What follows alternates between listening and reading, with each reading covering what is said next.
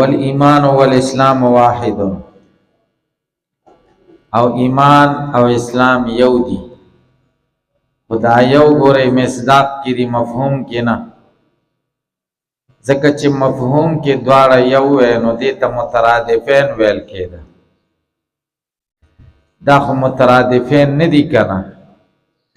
د اسلام تعریف بیل دی او د ایمان تعریف بیل دی. یو دی په مصداق کې، او کم ځای کې چې اتحاد فی المصداق وي هلته نسبت د تساوي، نو د دواړو په منځ کې نسبت د تساوي دی. هر ایمان اسلام دی او هر اسلام ایمان دی. دا یو قول دی، څلور اقوال دی پکې.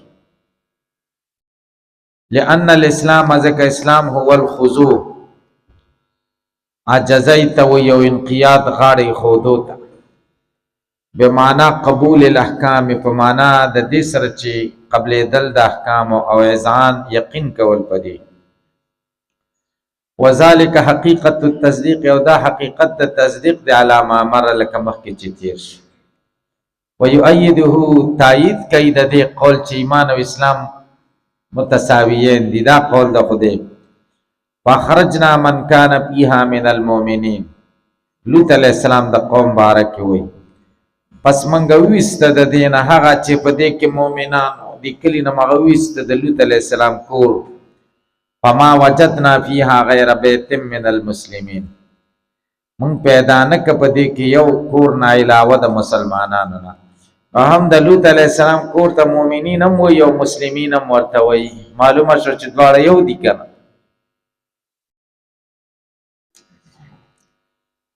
وبالجمله ټول خبره دادا لا يصح في الشرع، شرع کې دا صحیح نه ده ان يحكم على حد، په یو سړي دی حکم وشي بیا نو مؤمن وليس بمسلم، چې دا مؤمن دی او مسلم نه دی، او مسلمون وليس بمؤمنين، یا مسلم دی او مؤمن نه دی.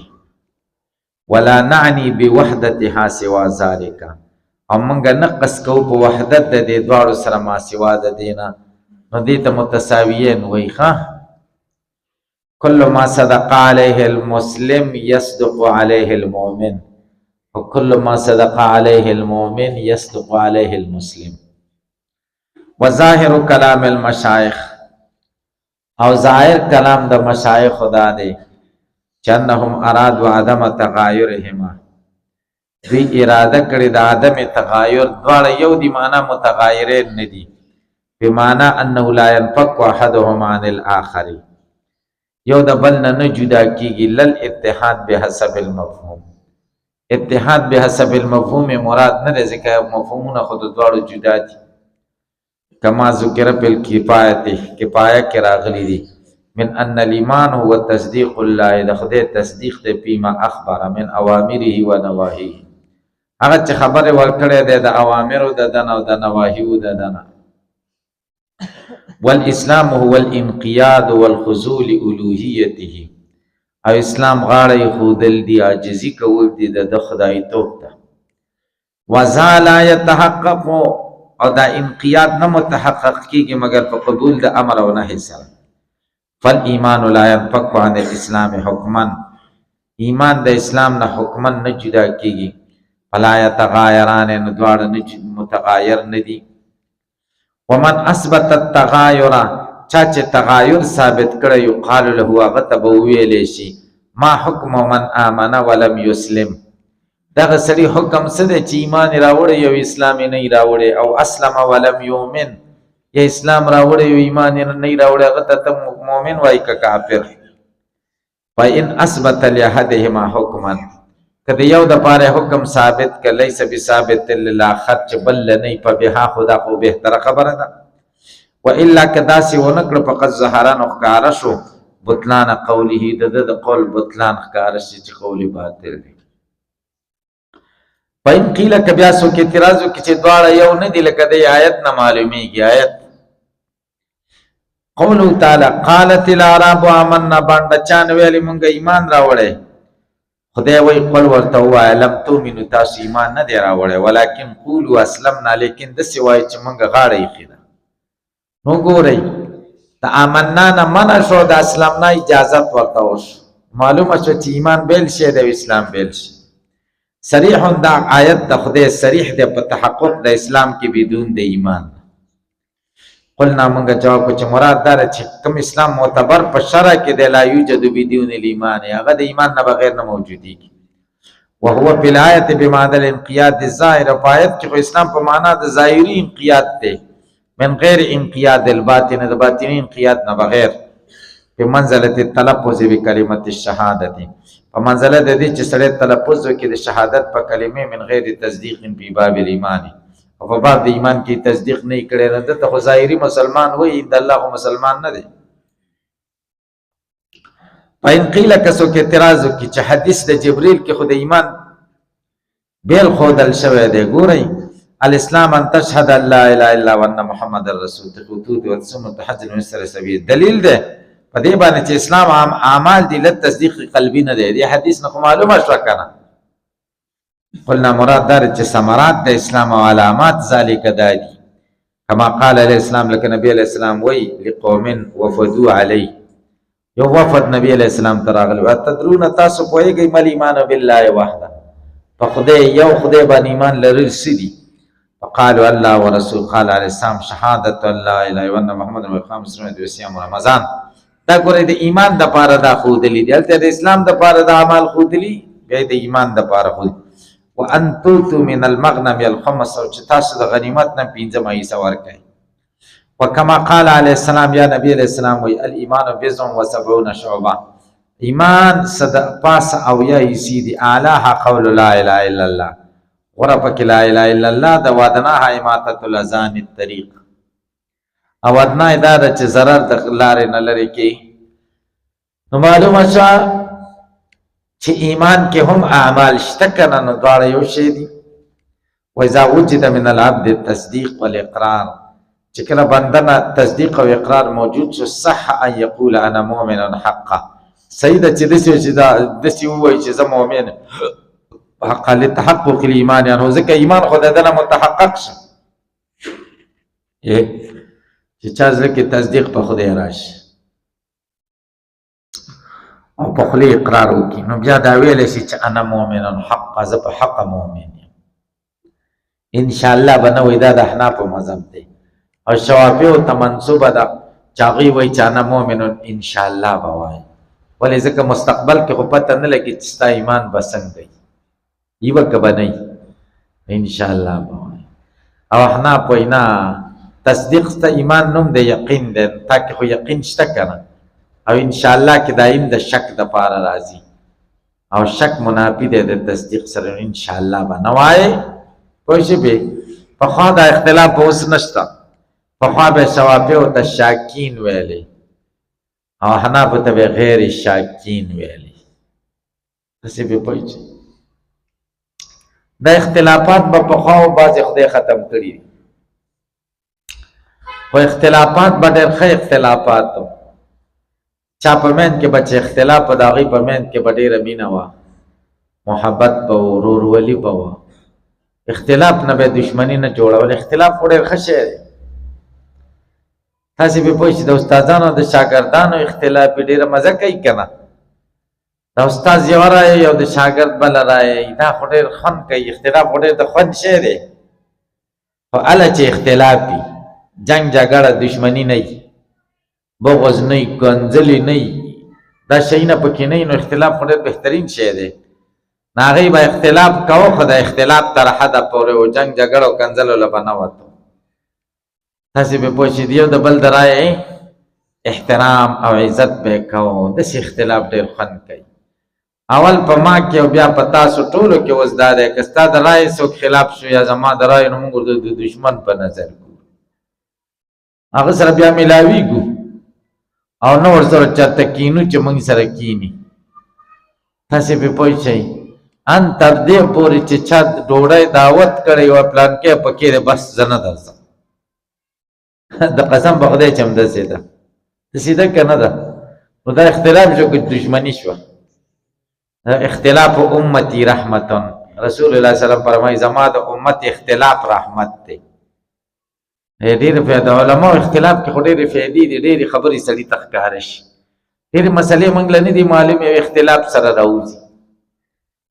تاسې په پوه شئ پارسی کې وایي یک من علم را 10 من عقل درکار است، یو من علم له 10 من عقل پکار دی. اوس خلکو کې علم ډېر دی خو عقل ډېر کمی دی. عقل دی ملایانو کې نشته، تاسو په خدای یقین وکړئ چې عقل پکې نشته. او عقل په مدرسه کې نه زده کېږي، مدرسه کې صرف سبق زده کېږي.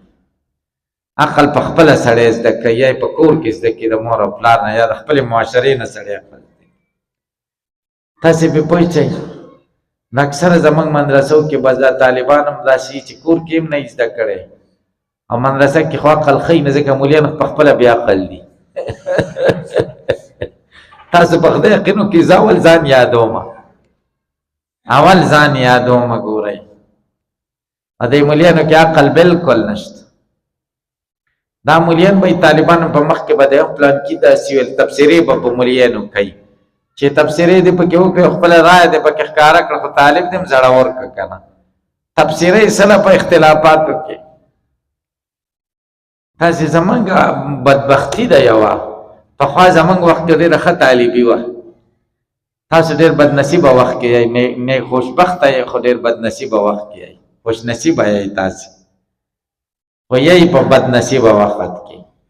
هلته یو کار و، هلته به استاد ناست و، ټلۍ به ووهلی شوه، بل استاذ نه به طالبان راپاڅي، هلته به سبق ختم شو به دې استاذ له به راغله. نو طالب خوښه وه چې کوم استاد سره سبق وایي مشوره به یې کړې وه چا مشر سره که نه، مشر سره بیا مشوره کوله که نه. زمونږ به زمونږ مشر او زمونږ استاد و حضرت مولانا تراب الله صاحب رحمه الله به زمونږ خپلوان هم او استاد هم او د پلار مې ورسره ډېر عقیدت و. زه به چې کومې مدرسې ته تلم هغه سره به مې مشوره کوله، هغه به ویل پلانکي استاد سره کتابونه ووایه، پلانکي سره یې ووایه.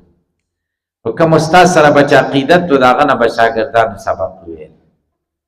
او اوس مصیبت دا ده چې درجه ده او درجه کې 8 پیریډونه دي او راځي ورته 8 استادان. که ستا څوک خوښ یې او که دې نه یې خوښ خو ملک الموت به در نازلېږي. داسې ده که نه ده؟ نو 8 استادانی او مدرسو کې زه دې ته ډېر فکرمند یم چې دا مدرسه به څنګه د دې خبرو نه خلاصه کړم چې داسې چې ټول صوفیان عالمانی یا ټول تبلیغیان عالمانی، چې تبلیغیان چې سړی یو ورځي چې سبق هم ورته وایي او د دعوت خبره ورته کوي ټول یو شان، او یا صوفیای کرامي ټول ورته سبق ووایي او چې خالی وخت دی هغه ورته د تصوف خبرې کوي چې بس پیر صاحب سره تعلق پیدا کوي او دا چلو کوي.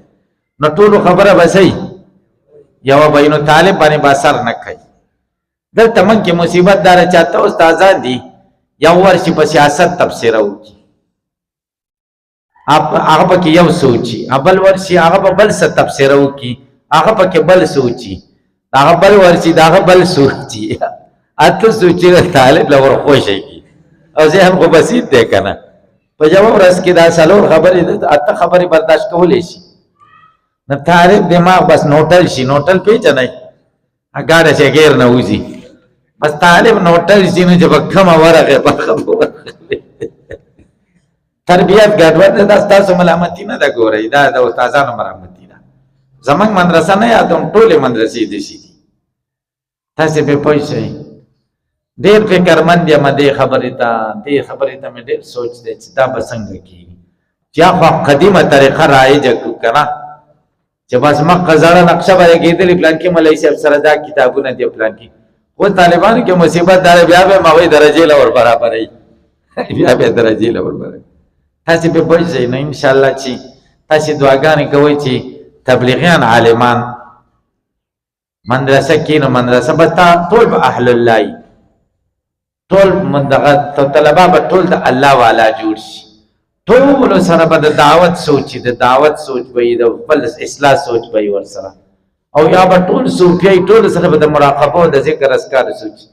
تاسو سار اشراق مونږ کړی دی چا کړی لاس اوچت کړي رښتیا وایي ګوره دې څلورو پنځو کسانو کړی دی ها په دې څلوېښت پنځوس شپېتو اویاو کسانو کې اویا اتیاو کسانو کې پنځو شپږو کسانو اشراق کړی دا ولې ځکه دعوت سره ستاسې تعلق نشته تبلیغ سره او د تصوف سره نشته تاسې پرې پوه شئ او وجه دا ده چې مونږ په دې کار کې کمزور یو نو ځکه تاسو که نه استادان خو د ډبې حیثیت لري د مخکې انجن طالبان خو شاید ډبې دي ورپسې رواني تر څو چې مدرسه کې خو چې رواني چې مدرسې نه بیا لاړل ملین شو بیا مستقل انجنونه شي بیا مستقل سړي شي تاسې پرې پوه شئ نو دا به تربیت ونه شي اصلاح ونه شي دا طالب عالم شي جومات کې امام شي او خطیب شي او یا مدرسه کې استاد شي نو د ده پسې نور خلک وتړلی شي نو دی ګمراه یا نور خلک هم ګمراه کړي قسم په خدای چې همداسې ده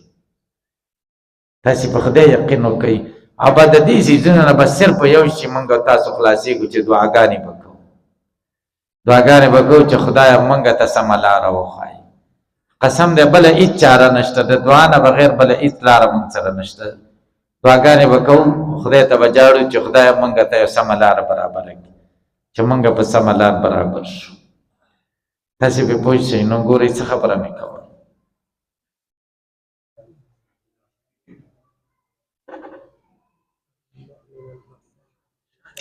نو مطلب دا دی چې شکونه به نه کوئ امام ابو حنیفه وایي شکونه به نه بیا تا ما مشکات کې تاسو ته ویلي وو که کوم کسان پکې چې دا خبره ده چې دا اختلاف اوس ختم شوی که انشاءالله د شک دپاره یې نو شوافي نه مني او که انشاءالله د تبرک دپاره یې نو احناف ته انکار نه کوي نو اتفاق راغی هلکه بیا پوهېږي چې اتفاق ښه شی دی که نو ګورئ ولا ينبغي ان يقول مناسبه نه ده چې ووایي انا مؤمن ان شاء الله تعالی زه مؤمن یم ان شاء الله لأنه إن كان للشك كچرت دا د شک د پاره دا کفر دی لا محاله وإن كان للتعذيب کې د تعذيب د پاره ادب د پاره وای حالت الامور الى الله تعالی او حواله کول د کارونه الى مشیت الله تعالی او د شک د پاره په عاقبت او معال کې لا په الان په الحال نه والحال او په الان والحال نه او لتبرک د پاره به ذکر الله او للتبرع یا ځان ساتلی د تزکیه د نفس نه والاعجاب بحالي او تعجب کول خوشاله دل په خپل حال بل اولا غره دا د ترکو چې پریږدي ولې لما د دې د وجه نه چې انه یوهم بالشک دا سړی وهم کې چې په شک ولهذا قال دی وجه نه ویلی دی لا ينبغي دون ان يقول لا يجوز مصنف لا ينبغي ویلی لا ينبغي مناسبه نه د چا نه مومزه کې اختلافي خبره د اختلاف کې خو بیا گنجائش شي کنه ولا يجوز لانه اذا لم يكن للشك کده شک د پاره نه بلا معنا لنه په الجواز د نه په جواز د پاره خو دغه نشته معنا کله وقت ذهب الی کثیر من السلف دې ته ذهاب کړه ډېر سلف حتی صحابه او تابعین صحابه او تابعین مرتدغ کړه دې ذهاب کړه دې وليس هذا مثل قولك انا شاب دا د سینه د لکه توای انا شاب ان شاء الله دسې به نه وایي چې انا شاب ان شاء الله ایمان کې خو کې اختلاف دی ځکه ایمان خو کسبي شی دی او ځواني خو کسبي شی نه دی که نه دې کې انشاءالله خو نه شي ویلی یا ځکه لأن الشباب لیست من افعال المکتسبه ځکه شباب خو د افعال مکتسبهونه نه دی چې تا کسب کړی ولا مما يتصور البقاء علیه في العاقبة والمعال او نه داسې شی دی چې متصور دی په عاقبت او په معال کې ولا مما يحصل به تزکیه او نه په دې باندې تزکیه د نفس راځي والاعجاب هم پې نه راځي بل مثل قولك انا زاهد متقن ان شاء الله زه د دنیا نه بې رغبته یم متقیم ان شاء الله تعالی ځکه دا خو ویلی شي ځکه کسبي شی دی وذهب بعض المحققین بعضې محققینو ذهاب کړی دی الی دې خبرې ته چې حاصل د عبد دپاره حقیقت د تصدیق دی الذي هغه به یخرج عن الکفر چې سړی پې د کفر نه وځي لیکن تصدیق په نفسي قابل د شدت او د ذوق دی